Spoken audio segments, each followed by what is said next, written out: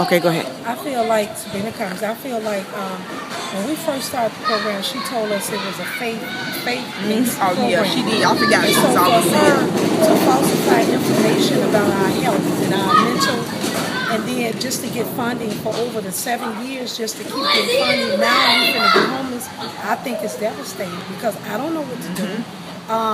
I have started, I thank God for that, I have started saving. But now they might look at me like, what are you going to do? You got all these kids. A lot of people don't want to rent from me. I was just about to say, some neighborhoods don't want to rent to you if you have kids, a certain amount of kids. A lot of neighborhoods not going to rent to me because I have a lot of kids. I do have kids that's in college, but sometimes they don't care, Right. And now the fact that my kids looking at me like, Mom, what we going to do? I don't know.